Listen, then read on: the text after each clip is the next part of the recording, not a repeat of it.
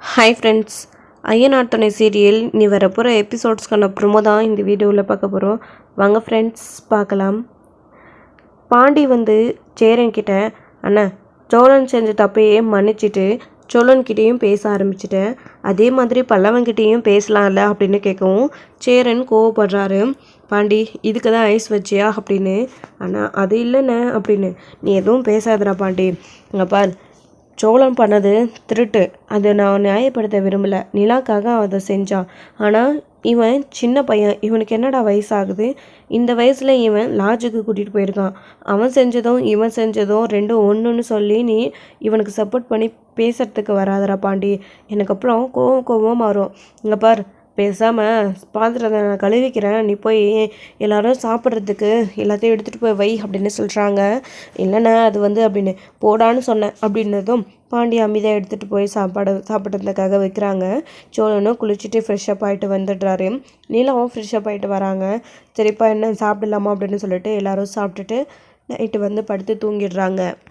So மறுநாள் காலையில் எந்திரிச்ச உடனே நம்ம பாண்டி அவர் பாட்டுக்கு வேலை செஞ்சிட்ருக்காரு. அதுக்கப்புறம் கொஞ்ச நேரத்துலேயே வானதி பாண்டியை பார்க்குறதுக்காக இங்கே வராங்க. ஆக்சுவலி பாண்டி எதுவுமே வானதிக்கிட்ட விஷயம் சொல்கிறது கிடையாது. ஆனால் சோழன் அவசரப்பட்டு வானதியை பார்த்த உடனே அவரே எல்லாத்தையும் உளறிடுறாங்க. நடேசன் வெளியே உட்காந்துட்ருக்காரு, நிலா உள்ளே இருக்காங்க. சேரன் வழக்கம் போல் சமைச்சிட்ருக்காரு. வானதி வந்த உடனே ஹை ப்ரோ எப்படி இருக்கீங்க அப்படின்னு கேட்கவும், என்னென்னா ஒரு மாதிரியாக இருக்கீங்க அப்படின்னு கேட்கும். ஆஹா காலையிலே கிளம்பி வந்திருக்கேன், அடிக்கடிக்கு வீட்டுக்கு வர ஆரம்பிக்கிறேன், நடந்த விஷயத்தெல்லாம் பாண்டி சொல்லியிருப்பான், அதை கேட்க தான் வந்திருப்பா போல இருக்கு அப்படின்னு யோசிச்சுட்டு அப்போ தான் பாண்டி இருந்துக்கிட்டு, இவன் வேற அவ இதெல்லாம் கேட்டாளா இப்போ இவனா எல்லாத்தையும் உளாரிட்டுருக்கான் அப்படின்னு நினச்சிக்கிட்டு, வானதி வாப்பா என்ன காலையிலே வந்திருக்கு அப்படின்னு கூப்பிடுறாங்க. இருப்பாண்டி உன் அண்ணன் எதோ சொல்கிறாரு கேட்டுட்டு வரேன், என்னென்னமோ சொல்கிறீங்க அப்படின்னு. ஐயோ அப்போ இவருக்கு எதுவும் தெரியாதா, நாம தான் உளரட்டோமா அப்படின்னு திருன்னு முடிச்சுட்டு பாண்டியை பார்க்கவும், ஏண்டா அப்படின்னு பாண்டியை செய்கை பண்ணுறாரு. இங்கே பாரு வானதி, அவன் ஏதோ உளறிட்டு இருக்கான், நீ வா உன்னை வெறுப்பேற்றணும்னு அப்படி பண்ணிகிட்ருக்கான் வா அப்படின்னு கூப்பிடுவோம். என்ன ப்ரோ சம்மந்தமே இல்லாமல்லாம் பேசிகிட்ருக்கீங்க, என்னாச்சு உங்களுக்கு அப்படின்னு கேட்குவோம். அது ஒன்றும் இல்லை, சும்மா தான் உன்னை காலையிலே கலாய்க்கலான்னு பார்த்தேன், அதுக்கு தான் அப்படிலாம் பேசிகிட்டு இருந்தேன் அப்படின்னு. வேறு வேலை இல்லை பாருங்கள் உங்களுக்கு அப்படின்னு சொல்லவும், வா வானதி என்ன இந்த பக்கம் அப்படின்னு சொல்கிறாங்க. ஒன்றும் இல்லை பாண்டி உன்னை பார்த்துட்டு போகலான்னு தான் வந்தேன், ஏன் வரக்கூடாதா அப்படின்னு. சரி வா அப்படின்னு சொல்லிட்டு உள்ளே கூட்டிகிட்டு போகிறாரு. ஆனால் வானதி வந்திருக்கா அப்படின்னதும், வாப்பா வானதி அப்படின்னு சொல்லிட்டு காஃபி போட்டு கொடுக்குறாங்க. காஃபியும் குடிச்சிட்டு உட்காந்துட்ருக்காங்க. நிலாவும் உள்ளேருந்து வராங்க. வாங்க வானதி எப்படி இருக்கீங்க அப்படின்னு. நான் நல்லா தான் இருக்கேன் அப்படின்னு சொல்கிறாங்க. அப்போ தான் கொஞ்ச நேரம் கழித்து வானதியும் பாண்டியும் பின்னாடி சைடு பேசிகிட்ருக்காங்க. அப்போ தான் சோழன் உள்ளே வராரு. உள்ளே வந்த உடனே நிலா இருக்காங்க, நம்ம பல்லவனும் இருக்காங்க. அதுக்கப்புறம் என்னடா பல்லவா என்னாச்சு ஏன் ஒரு மாதிரியாக இருக்குது அப்படின்னு. ஒன்றும் இல்லைண்ணே அப்படின்னு. அப்புறம் தான் நிலா கிட்டே பேசுகிறாங்க. அண்ணன் சோழனை கூட மன்னிச்சு அண்ணங்கிட்ட கூட பேசுகிறாரு, என்கிட்ட பேச மாட்டேன்றாரு அண்ணி, நீங்கள் சொல்லுங்கள் அண்ணி, நீங்கள் சொன்னால் அண்ணன் கேட்பாரு அப்படின்னு சொல்கிறாங்க. பல்லவா நான் சொல்லி அண்ணன் உங்ககிட்ட பேசினா அப்புறம் அண்ணன் என்னை தப்பாக நினச்சக்காதா, அண்ணன் கண்டிப்பாக பேசுவாருடா. சோழனையும் பாண்டியையும் என்னால் சமாதானப்படுத்தி பேச வைக்க முடிஞ்சிச்சு. ஆனால் அண்ணன் அப்படி கிடையாதுல்ல, நான் அண்ணங்கிட்ட இதை பற்றிலாம் நிறைய தடவை பேசிட்டேன் பல்லவா. ஆனால் அண்ணன் நீ பண்ணது தப்புன்னு ரொம்ப கோபமாக இருக்காரு. இதுக்கு மேலே என்னால் எதுவும் பண்ண முடியாது, நீ ஃபீல் பண்ணாத, கண்டிப்பாக அண்ணன் உங்ககிட்ட பேசுவார் அப்படின்னு சொல்லிட்டு நீலா நம்ம பல்லவன்கிட்ட சொல்கிறாங்க. அப்போ தான் சரி கொஞ்ச நேரத்துலேயே சரிப்பா நிலா நீ சமைச்சு வச்சுட்டு நான் எல்லாத்தையுமே நீ சாப்பிட்ரு, நான் சைட்டுக்கு கிளம்புறேன் அப்படின்னு கிளம்புறாரு. பல்லவன் திரும்பவும் அண்ணன் என்கிட்ட பேசினேன், என்னை மன்னிச்சிட்டேண்ணே அப்படின்னு நிற்கிறாங்க. கிளம்பும்போது தேவையில்லாமல் பிரச்சனை வேண்டாம் அப்படின்னு சேரன் சொல்கிறாரு. அதனால பல்லவன் அமைதியாயிடுறாங்க. திரும்ப கிளம்பி போயிடுறாங்க. பல்லவன் வருத்தப்பட்டு ஃபீல் பண்ணி அழுதுகிட்டே இருக்காங்க. அப்போ தான் கொஞ்ச நேரத்துலேயே ஏங்க நானும் சவாரிக்கு கிளம்புறேன் பார்த்து இருந்துக்கோங்க அப்படின்னு சொல்கிறாங்க. சரிங்க சோழன் அப்படின்னு சொல்லிட்டு சோழனும் ரெடி ஆகிட்டு கிளம்புறாரு.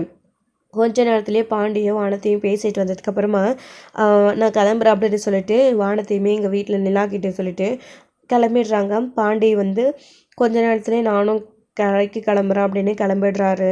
கடைக்கு போய் 5 நிமிஷம் கூட ஆகலை, திரும்பவும் வானதி வீட்டுக்கு போயிட்டு பாண்டியை பார்க்க வராங்க. என்னடி முன்ன தானே பார்த்துட்டு வந்தேன், அதுக்குள்ளே வந்திருக்கா அப்படின்னு. உன் கூடவே இருக்கணும், உன்னை பார்த்துட்டே இருக்கணும் போல இருக்கு தோணுது பாண்டி, அதனால தான் நான் வந்தேன் அப்படின்னு சொல்கிறாங்க. சரி அப்படின்னு சொல்லிட்டு இருக்காங்க. சரின்னு சொல்லிட்டு கொஞ்ச நேரத்துலேயே சோழனும் அவருடைய ஓனர்கிட்ட போய் நிற்கிறாரு. சோழனுக்கு சவாரி வருது. அவருடைய ஓனர் வந்து, சோழா சவாரி வந்திருக்குடா, 2-3 சவாரி இருக்குது, டக்கு டக்குன்னு எல்லாத்துக்கும் போயிட்டு வந்துடுடா சோழா, லேட் பண்ணிட போகிறாங்க அங்கே போயிட்டு, அதுக்குன்னு ரொம்ப அவசரப்படுத்தாத, வேலையை முடிச்சுட்டு வந்ததும் பார்த்து பக்குவமாக அவங்கள கூட்டிகிட்டு வந்து விட்டுட்டு அடுத்த சவாரியை ஏற்றிட்டு போ. இவங்க எல்லாருமே நீ தான் வேணும்னு கேட்டிருக்காங்க சோழா, அதனால தான் அவங்களே ஒருத்தருக்கு ஒருத்தர் டைமிங்கே எந்த நேரத்துக்கு யார் போகிறதுன்னு முடிவு பண்ணியிருக்காங்க அப்படின்னு சொல்லவும், சரிண்ணா அப்படின்னு, சரிடா சோழா இந்த சாவி, கிளம்பி பார்த்து பத்திரம் என்ன அப்படின்னு சொல்லவும், சரிண்ணா அப்படின்னு சொல்லிட்டு சோழன் கிளம்ப போகிறாரு. அண்ணா எனக்கு என் மேலே உனக்கு கோபம் இல்லையா அப்படின்னு, சோழா நடந்த விஷயத்த திரும்ப எதுக்குடா பேசிட்டு, அதை பற்றியெல்லாம் எதுவும் பேசாமல் நீ முதல்ல கிளம்பு, டேங்க்கில் டீசல் ஃபில் பண்ணிக்கோ, இதா காசு அப்படின்னு கொடுக்குறாங்க. சரிண்ணா அப்படின்னு சொல்லிட்டு சோழனும் அதை வாங்கி பாக்கெட்டில் போட்டுக்கிட்டு டீசல் ஃபில் பண்ணி எடுத்துக்கிட்டு ஒரு பாட்டுக்கு நேராக சவாரி கிளம்பிடுறாரு.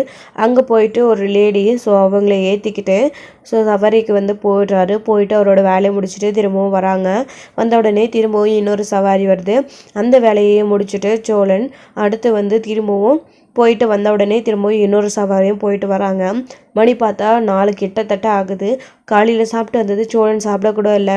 ஸோ உட்காந்து சாப்பிடலாம், இல்லை கடைக்காச்சும் போகலாம் அப்படின்னு நான் நினைக்கும் போது, ஸோ சோழா இன்னொரு சவாரி இருக்குடா, ரொம்ப தூரம்லாம் இல்லை, இங்கே நம்ம ஊர்லேயே லோக்கலில் தான், ஹாஸ்பிட்டலுக்கு வேணுமாடா வயசானவங்கள, அவங்கள கூட்டிகிட்டு போய் ஹாஸ்பிட்டலுக்கு கூட்டிகிட்டு திரும்பவும் கூட்டிகிட்டு வந்து விட்டுடுறா சோழா, உனக்கு ஃபோன் நம்பர் கொடுக்குறேன் பாரு அப்படின்னு சொல்லவும், சரிண்ணா அப்படின்னு சொல்லிட்டு கிளம்புறாரு. காலையிலேருந்து சோழன் சாப்பிடக்கூட இல்லை. ஸோ இன்றைக்கெல்லாம் வந்து 4 சவாரி முடித்தார். அதுக்கான வாடகை பணத்தை எடுத்துகிட்டு வந்து நேராக அவரோட ஓனர்கிட்ட கொடுத்துட்டு சோழன் ரொம்ப தூரம் போய் தள்ளி நின்றுக்கிறாரு. என்னடா சோழா அப்படின்னு, ஒன்றும் இல்லைண்ணே, இதானே 4 சவாரிக்கான லிஸ்ட்டும், ஸோ எந்தெந்த எவ்வளோ தூரம் போயிட்டு வந்தோன்ற கிலோமீட்டர் டைமும், ஸோ இதில் வாடகை பணமும் இருக்குன்னு அப்படின்னு சொல்லிட்டு எல்லாத்தையும் சோழன் கொடுத்துட்டு வந்துடுறாரு. கொடுத்ததுக்கப்புறமா கணக்கை பார்த்துட்டு சோழனுடைய சம்பளம் எவ்வளவோ அதை அவர் பிரித்து எடுக்கிறாரு. பிரித்து எடுத்துகிட்டு டீசலுக்கான பணத்தையும் தனியாக பிரித்து எடுக்கிறாரு. பிரித்து எடுத்துகிட்டு, இதா சோழா வாடா அப்படின்னு கூப்பிடுறாங்க. சோழன் திரும்பவும் போய் நிற்கிறாங்க. இந்தாடா இது உன் சம்பள பணம், இதை நாளைக்கு டீசல் ஃபில் பண்ணிக்கோ, ஃபில் பண்ணிவிட்டு நாளைக்கு சவாரியை பாருடா அப்படின்னு சொல்லி கொடுக்குறாங்க. சரிடா அப்படின்னு சொல்லிட்டு அதை வாங்கிக்கிட்டு சோழன் கிளம்புறாரு. நான் வரேண்ணா அப்படின்னு. சோழா நீ சாப்பிட்டியா இல்லையாடா அப்படின்னு கேட்கவும், இல்லைண்ணே அப்படின்னு சொல்கிறாங்க. என்னடா சோழா காலையிலேருந்து சரி சாப்பிடவே இல்லை அப்படின்னு, டைம் கிடைக்கலண்ணா, ஒரு நிமிஷம் கூட பக்கம் வச்சுட்டு போயிட்டு சாப்பிட்றதுக்கு கூட டைம் கிடைக்கலண்ணா, அப்படி வீட்டுக்கு போயிட்டு நான் சாப்பிட்டுக்கிறேண்ணே அப்படின்னு சொல்கிறாங்க. சரிடா சோழா அப்படின்னு சொன்னதும் அவரும் கிளம்பி போயிடுறாங்க. இப்போது சோழன் சவாரியெல்லாம் முடிச்சுட்டு நைட்டு வீட்டுக்கு போகும்போது பாண்டி எல்லாருமே வீட்டுக்கு வந்துட்டாங்க. சோழன் என்ன பண்ணுறாரு அப்படின்னா, நேராக பணத்தை எடுத்துகிட்டு போய் நிலா கிட்ட கொடுக்குறாங்க. எதுக்கு அப்படின்னா, நிலாவுக்கு ஒன்றும் புரியல. சோழன் பணத்தை கொடுத்த உடனே ஷாக் ஆகி பார்க்குறாங்க. எதுக்கு எதுக்கு சோழன் இந்த பணம் என்கிட்ட எதுக்கு கொடுக்குறீங்க அப்படின்னு. இது என்னுடைய சம்பள பணங்க, இந்தாங்க, இனி என்னுடைய சம்பள பணத்தை எல்லாத்தையும் நான் உங்ககிட்ட கொடுக்கலான்னு முடிவு பண்ணிட்டேன் அப்படின்னு சொல்கிறாங்க. எதுக்கு சோழன், உங்களுக்கு தேவை இருக்காதா அப்படின்னு. தேவை இருந்தால் உங்ககிட்ட கொடுத்த பணத்துலேருந்து நான் வாங்கிட்டு போய் செலவு பண்ண போகிறேன். இனி எல்லாம் வரவு செலவு கணக்கையும் நீங்கள் தாங்க பார்க்கணும். நான் சம்பாதிச்சுட்டு வந்த பணம் எல்லாத்தையும் உங்ககிட்டயே நான் கொடுக்குறேன், நீங்களே வச்சுக்கோங்க. என்கிட்ட இருந்தால் நான் ஊதாரித்தனமாக நிறைய செலவு பண்ணிடுவேன் அப்படின்னு சொல்கிறாங்க சோழன். ஏன்னா சோழன் திடீர்னு இந்த பழக்கம் அப்படின்னு, இவ்வளோ நாளாக இந்த மாதிரி எதுவும் பழக்கம் வச்சுக்காமல் இருந்ததுனால தான் இப்படி தப்பான நோக்கத்துலேயே நான் தெரிஞ்சிட்டு இருந்தேன். இப்போது நல்ல எண்ணத்தோடு தான் அடுத்தடுத்து முன்னேறணுன்னு தான் உங்ககிட்ட கொடுக்குறேன், வாங்கிக்கோங்க அப்படின்னு சொல்கிறாங்க. ஆனால் என்னென்ன இது சோழா, இங்கே பாருங்கள், நீங்கள் பணம் கொடுக்குறதா இருந்தால் அண்ணன்கிட்ட கொடுத்து வைங்க அப்படின்னு சொல்கிறாங்க. நிலா, இல்லைப்பா அவன் இப்போ பண்ணுறது சரிதான், இது வரைக்கும் ஒரு நாள் கூட என்கிட்ட கொண்டு வந்தேன் அப்படி கொடுத்ததே கிடையாது. அவன் ஏதாச்சும் பணம் தேவை இருந்தால் மட்டும் செலவுக்குன்னு கொடுப்பான். இப்போ முதல்ல உன்கிட்ட காசு கொடுக்குறான், நீ வாங்கி வச்சுக்கப்போ நிலா, அவன் எப்போ கேட்குறானோ அப்போ நீ பணத்தை கொடுத்தா போதும் அப்படின்னு சொல்கிறாங்க. என்னென்ன நீங்களுமா அப்படின்னு, அவன் கரெக்டாக தாங்க செய்கிறான், நீங்கள் பணத்தை வாங்கி வச்சுக்கோங்க அப்படின்னு. ஏங்க பிடிங்க, இந்தாங்க பிடிங்க, இதிலேருந்து நீங்கள் ஏன் செலவு பண்ணீங்க, எதுக்கு என்கிட்டேருந்து வாங்கினீங்க, என்னை கேட்காம செலவு பண்ணீங்க, இந்த மாதிரி நான் எதுவுமே கேட்க மாட்டேங்க, உங்களுக்கு வேணுன்றதை வாங்கிக்கோங்க, பிடிச்சதை செஞ்சுக்கோங்க அப்படின்னு சொல்லவும், இளச்சோழன், இதை நீங்கள் கஷ்டப்பட்டு கொண்டு வந்து கொடுக்குற பணம், இதுலேருந்து ஒரு ரூபா கூட நான் எடுத்து வைக்க மாட்டேன், இது உங்களுடைய பணம், முழுக்க உங்களோட சேவிங்ஸில் இதை நான் பத்திரமா வச்சுப்பேன், உங்களுக்கு தேவைன்றப்போ நான் கண்டிப்பாக கொடுப்பேன் அப்படின்னு நிலா சொல்லவும், சரி அப்படின்னு சொல்லிட்டு நைட்டும் வந்து காசு கொடுத்ததுக்கப்புறமா எல்லாரும் உட்காந்து சாப்பிட ஆரம்பிக்க ஆரம்பிக்கிறாங்க. பல்லவன் மட்டும் நைட்டு வர்றது கிடையாது. எப்படியும் நம்மக்கிட்ட யாரும் பேச போகிறது கிடையாது. அப்படியே பேசினாலே சோழன் பாண்டி இவங்க தான் பேசுவாங்க. சோழனும் இப்போ ஜெயிலுக்கு போயிட்டு வந்ததுலேருந்து என்கிட்ட சரியாக பேசுறதில்ல. எதுக்கு நம்ம இங்கே இருந்துடலாம் அப்படின்னு சொல்லிட்டு பல்லவன் வெளியில் வராமல் உள்ளே இருக்காங்க. எல்லாரும் சாப்பிடும்போது சேரன் பல்லவனையும் தேடுறாங்க. அப்போது நிலா இருந்துக்கிட்டு, என்னென்ன பல்லவனை தேடுறீங்களா? ரூம்குள்ளே தானே இருந்தான், அவன் சாப்பிட வரலையா அப்படின்னு சொல்லிட்டு கேட்குறாங்க. இல்லையாப்பா அப்படின்னு சொன்னதும் அப்போ தான் கொஞ்ச நேரத்துலேயே வந்து கூப்பிடவும் செய்கிறாங்க. பல்லவா பல்லவா அப்படின்னு. அண்ணி அப்படின்னு உள்ளேருந்து குரல் கொடுக்குறாங்க. பல்லவன் என்னடா சாப்பிட வரலையா அப்படின்னு கேட்கவும், இல்லை நீ எனக்கு பசிக்கலை, நீங்களே சாப்பிடுங்க அப்படின்னு சொல்லிடுறாங்க. அப்போ தான் உள்ளே எழுந்திரிச்சு போய், என்னாச்சுடா பல்லவா, ஏன் சாப்பிட வர மாட்டேன்ற அப்படின்னு. அதெல்லாம் ஒன்றும் இல்லை அண்ணி, நீங்கள் எல்லோரும் போய் சாப்பிடுங்க, நான் அப்புறம் வந்து சாப்பிட்றேன் அப்படின்னு. ஏன் பல்லவா அண்ணன் பேசல, நீ இன்னும் வருத்தமாகவே இருக்கியா? சரியாக போயிடுமா பல்லவா? இப்படி வீட்டுக்குள்ளேயே நீ அடைஞ்சிருக்கிறதுனால என்ன சரியாக போகுது? நீ வா போயிட்டு வெளியில் உட்காந்து சாப்பிடுவா வா அப்படின்னு கூப்பிட்டுட்டு வராங்க. அப்புறம் சேரனும் பல்லவன் வந்த உடனே சாப்பாடு போட்டு கொடுக்குறாங்க நிலா கிட்ட. நிலா கொடுக்குறாங்க. பல்லவனும் அவருடைய அண்ணன் முகத்தை பார்த்தே சாப்பிட்டுட்டு இருக்காங்க. இன்னொரு சைடு இங்கே வானதி பாண்டிக்கு கால் பண்ணுறாங்க. சாப்பிட்டுட்டு இருக்கும்போது தான் கால் பண்ணுவாளாடா அப்படின்னு சொல்லவும், ஃபோன் அட்டன் பண்ணி நான் சாப்பிட்டுட்டு இருக்கேன் அப்புறம் பண்ணுறேன் அப்படின்னு சொல்லிட்டு ஃபோனை கட் பண்ணிடுறாங்க. இது ரொம்பவே கோவம் வருது நம்ம வானத்துக்கு. என்னது இது, சாப்பிட்டுட்டு இருக்கும்போது ஏன் பேசக்கூடாதா? அவங்க வீட்டில் யாருக்கும் தெரியாமல் ரகசியமாக பேச போகிறானா என்ன? அப்படி என்ன பேச போகிறான்? எல்லாமே கேஷுவலாக இதுக்கு முன்னாடி பேசின மாதிரி தானே. ஒரு வார்த்தை கூட வாயை தரணும் அவன் என்ன ஏதுன்னு பேச மாட்டான். முழுக்க முழுக்க நான் தான் பேசணும். அப்படி இருக்கிறப்போவே இவன் பேச மாட்டேன்றானே அப்படின்னு சொல்லிட்டு வானதிக்கு கோவம் வந்துடுது. அடுத்து பாண்டி ஃபோன் பண்ணால் எடுக்கிறதே கிடையாது. அப்புறம் சோழன் வழக்கம் போல் நைட்டு படுத்து தூங்கிடுறாரு. ஸோ மறுநாள் காலையில் திரும்பவும் சவாரி இருக்குன்னு சொல்லிட்டு கிளம்பிடுறாங்க. அண்ணா சோழன் எங்கண்ணே அப்படின்னு கேட்குறாங்க. அவனாப்பா காலையிலே எழுந்திரிச்சு அவன் சவாரி இருக்குன்னு கிளம்பிட்டான்ப்பா அப்படின்னு சொன்னதும், என்னென்ன சொல்கிறீங்க அப்படின்னு. ஆமாப்பா காலையிலே கிளம்பிட்டான், நீ தூங்கிட்டு இருந்த, டிஸ்டர்ப் பண்ண வேண்டாம்னு நீ எந்திரிச்சு அவங்ககிட்ட சொல்லிட்டு கிளம்பிட்டான்ப்பா அப்படின்னு சொல்லவும், பரவாயில்லன்னு அவர் ஜெயிலுக்கு போயிட்டு வந்ததுக்கப்புறமா அவர் மாறிட்டாரில்ல அப்படின்னு நிலா சொல்லவும், ஆமாப்பா இப்படியெல்லாம் இருந்து அவன் நான் இது வரைக்கும் பார்த்ததே இல்லை, எல்லாமே உன்னால தான்ப்பா, நீ தான் அவனை மாற்றிருக்க அப்படின்னு சொல்லவும், அண்ணே நான் என்னென்ன பண்ணேன் அப்படின்னு. இல்லைப்பா நிலா, நீ தான் அவனை மாற்றிருக்க, நீ ஏதோ அவன்கிட்ட பேசியிருக்க, அதனால தான் அவன் மனசு மாறி இருக்கு. உண்மையிலே சோழன் ரொம்ப நல்ல பையன்தான். இதுக்கு முன்னாடியே அவன் பாட்டுக்கு அவன் வேலையை பார்த்துட்டு செலவு பண்ணிட்டு சுற்றிட்டு இருப்பான், எதை பற்றியும் கண்டுக்க மாட்டான், 4 ரூபா சேர்த்து வைக்க மாட்டான். ஆனால் இப்போது நீ வந்ததுக்கப்புறம் உனக்காக நிறைய செலவு பண்ணணும்னு நினைக்கிறான், அதுக்காக ஓடி ஓடி உழைக்கிறான். உண்மையிலே உனக்காக யோசிச்சு தான் அப்படி பண்ணியிருக்கான் அப்படின்னு சொல்லிட்டு நம்ம சேரன் கூட நிலாக்கிட்ட இந்த விஷயத்தை பற்றி சொல்லவும், நிலாமே அப்படியெல்லாம் ஒன்றும் இல்லைண்ணா, அவர் எல்லாத்தையுமே புரிஞ்சுக்கிட்டாரு அப்படின்னு சொல்லிட்டு நிலாவும் சேரன்கிட்ட சொல்லிட்டு இருக்காங்க. அண்ணா உங்ககிட்ட கேட்கணும் ஒரு விஷயம் அப்படின்னு. சொல்லுப்பா என்ன விஷயம் அப்படின்னு. இல்லைண்ணே இப்படியே நீங்களும் அமைதியாக இருந்தால் எப்படிண்ணே? சந்தா வீட்டில் ஆல்ரெடி நானும் சோழனும் ஏற்கனவே போய் பேசிட்டு வந்தாச்சு, நீங்களும் எதுவும் பேசாமல் அமைதியாகவே இருக்கீங்க. எப்போண்ணே அவருடைய வீட்டில் போயிட்டு பேசலாம், சந்தாவுக்கும் உங்களுக்கும் கல்யாணம் பண்ணலாம், நிச்சயம் பண்ணலாம் அப்படின்னடா நிலா கேட்கவும், இப்போ என்னப்பா அவசரம், பொறுமையாக இருக்கட்டும்ப்பா, இப்போ எந்த அவசரமும் இல்லை, நான் நினச்சதெல்லாம் இப்போ தான் நடக்க ஆரம்பிக்குது, கொஞ்ச நாள் போகட்டுமே அப்படின்னு சொல்லவும், அண்ணா என்ன சொல்கிறீங்க அப்படின்னு நிலா கேட்கவும், ஒன்றும் இல்லைப்பா, இப்போ என்னப்பா அவசரம், சந்தா வீட்டில் இன்னும் பிரச்சனை எதுவும் முடியல, சைட்டில் கூட சந்தா என்னை பார்க்க வரும்போது அவங்களோட வீட்டிலேருந்து ஃபோன் பண்ணி டார்ச்சர் பண்ணிக்கிட்டே இருக்காங்க. அவங்க வீட்டு சைடில் மாப்பிள்ளையை கல்யாணம் பண்ணிக்க சொல்லி, இன்னும் சந்தாவும் இந்த மாதிரி என்னை லவ் பண்ணிகிட்ருக்கிற விஷயமும் நான் அவளை கட்டிக்கிற விஷயமும் சந்தாவும் வீட்டில் சொல்லலை போல இருக்குது. அனுச்சிக்கிட்டே இந்த விஷயத்தை பற்றி பேசியிருக்கேன். அவங்க 2 பேரும் சேர்ந்து அவங்களோட வீட்டில் பேசட்டும், அவங்க பேசினதுக்கு அப்புறமா என்னோடய கல்யாணத்தை வச்சுக்கலாம், இப்போ என்னப்பா அவசரம், அதுக்கு என்ன இதை பற்றி எதுக்கு இப்போ பேசிக்கிட்டு, விடுப்பா அப்படின்னு சொல்லிட்டு சேரன் வந்துடுறாரு.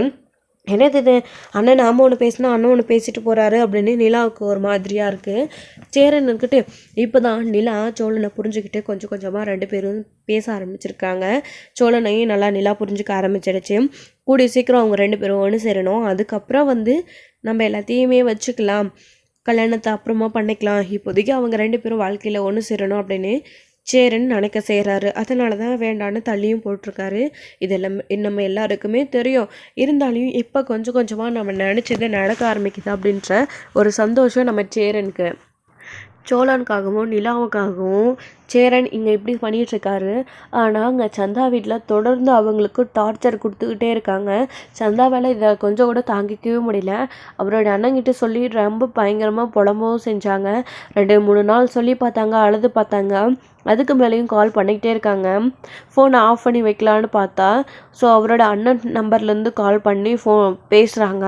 அது மட்டும் இல்லாமல் நீ ஃபோனை ஆஃப் பண்ணி வச்சுட்டு இப்போ நீங்கள் வராமல் இருந்தேன்னா உன்னை தேடி நாங்கள் அங்கேயே வந்துடுவோம், கண்டிப்பாக உன்னை அங்கேருந்து கூட்டிகிட்டு வந்து இந்த மாப்பிள்ளைக்கு கல்யாணம் பண்ணி வைப்போம், இந்த தடவை நீ எங்கே இருந்தாலும் தப்பிக்க முடியாது அப்படின்னு அவங்களுடைய வீட்டிலேருந்து சொன்னதுனால சந்தா எல்லாத்தையும் மனசில் வச்சுக்கிட்டு ரொம்பவே கஷ்டப்பட்டு அவர் இல்லாத வாழ்க்கை நமக்கு வேண்டாம், எப்படியாச்சு வேற ஒருத்தருக்கு கல்யாணம் பண்ணி வைக்கணும்னு நம்மளை நினைப்பாங்க, இங்கே வந்து நம்மளை கூட்டிகிட்டு போயிட்டா நான் அவரை தான் கல்யாணம் பண்ணிக்கணும் அப்படின்னு சொல்லிட்டு சந்தா நினச்சிட்டே இருக்கும்போது அதுக்கேற்ற மாதிரி அவங்களும் ஊருக்கு கிளம்பி வந்துட்டாங்க. அப்படி வந்த உடனே சந்தா என்ன பண்ணுறாங்க அப்படின்னா ஸோ நம்மளை கூட்டிகிட்டு போயிடக்கூடாது அவங்க அப்படின்னு சேரனை தவிர வேற யாரையும் கல்யாணம் பண்ணிக்க முடியாது, யோசிச்சு கூட பார்க்க முடியாது அப்படின்னு நம்ம சந்தா வந்து பார்த்துறீங்க அப்படின்னா விஷம் குடிச்சிடுறாங்க. அனுஷ் இதை பார்த்துட்டு ரொம்பவே பயந்துடுறாரு.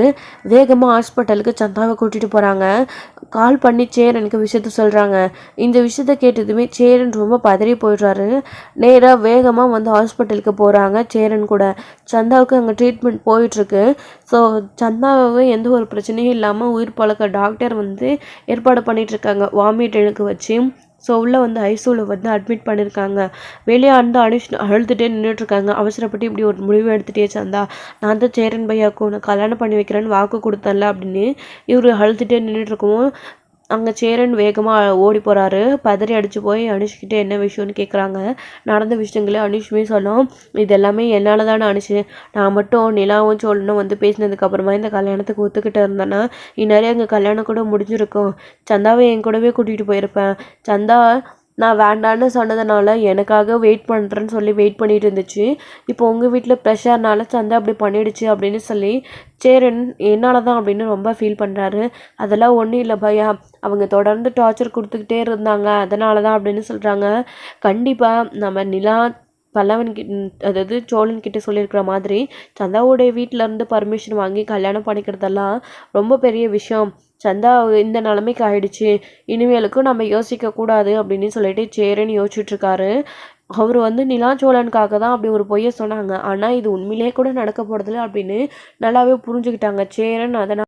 அதனால் அனுஷ்கிட்ட கவலைப்படாத அனுஷ், எப்படியாச்சும் சந்தா கண் விழிச்ச சந்தாவுக்கு எதுவும் ஆகாது அப்படின்னு சொல்லிட்டு இருக்கும்போது தான் டாக்டர் வெளியில் வராங்க. என்னாச்சுன்னு டாக்டர்கிட்ட கேட்குறாங்க. ஒன்றும் இல்லை, அவங்க பொழைச்சிட்டாங்க, கரெக்டான டைமுக்கு கொண்டு வந்தீங்க அப்படின்னு சொன்னதும் அப்போ தான் அவங்களுக்கு மூச்சே வருது. நான் தான் சொன்னேன் இல்லை அனுஷ் அப்படின்னு. அதுக்கப்புறம் கவலைப்படாத அனுஷே, நான் பார்த்துக்கிற சந்தாவை அப்படின்னு சொல்லிட்டு இங்கே சேரன்னு சொல்லிட்டு இருக்காரு. ஸோ இதோட இந்த எபிசோட் வந்து முடிச்சிருக்காங்க. அடுத்த எபிசோடில் என்ன நடக்க போகுது அப்படின்றத வெயிட் பண்ணி நெக்ஸ்ட் வீடியோவில் பார்க்கலாம் ஃப்ரெண்ட்ஸ். தேங்க்யூ.